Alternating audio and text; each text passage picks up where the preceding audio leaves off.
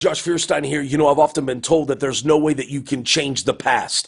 But what if I told you that simply wasn't true? Maybe right now you're facing a situation where life has fallen apart around you as a result of decisions that you've made, and you're wishing that you could turn back the hands of time, go back and change things so that it gave you a different result in life. But what if I told you that that was actually possible? Let me show you how. You see, one of my favorite stories is actually in the book of Genesis, when the first woman, Eve, gives birth to Cain and gives birth to Abel. Now, in those days, children were very symbolic of your future, your destiny, your hopes, your dreams. They were your lineage. They were what you invested into. And so, of course, she invested into her children, and she gives into her dreams and her hopes and her future. And then one day, Cain kills Abel. One of her sons turns on the other and absolutely destroys everything that she's invested in. I mean, literally, she has one son that's dead and the other one's the murderer. I mean, imagine the inner turmoil that she's going through. Cain is banished to a faraway land. She can't even see them. And now she's sitting in the darkest moment of her tragedy.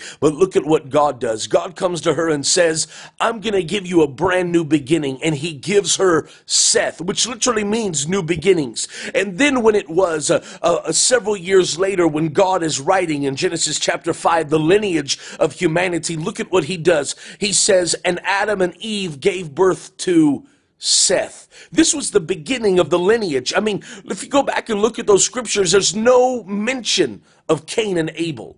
Why did God do that? Why, when writing the history of mankind, did he not include Cain and Abel? But no, instead he just erased it out of history itself. That's exactly what history is. History, history, his story, his story. God's story.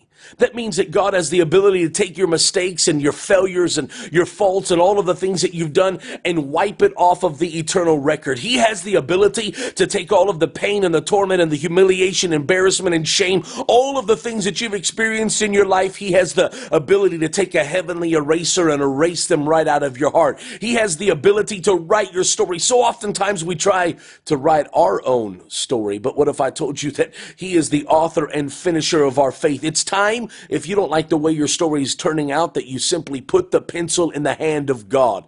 He wants to write your story for you. So God bless you guys. I hope you have a beautiful day. Remember, no matter how many mistakes you've made, you're one I'm sorry. You're one forgive me away from having all of those things disappear into eternity. So God bless you guys. Have a beautiful day. Please be encouraged. And I ask that you would take and encourage somebody else by simply clicking share on the side or the bottom of this video. There's people in your timeline, your news feed, or your friends list that need this message of hope, because right now they're hurting and need healing. So please take a moment to click share. As always, like and comment below. If you're not my friend already on Facebook, click my name at the top of the video and let's be friends. Let's do life together.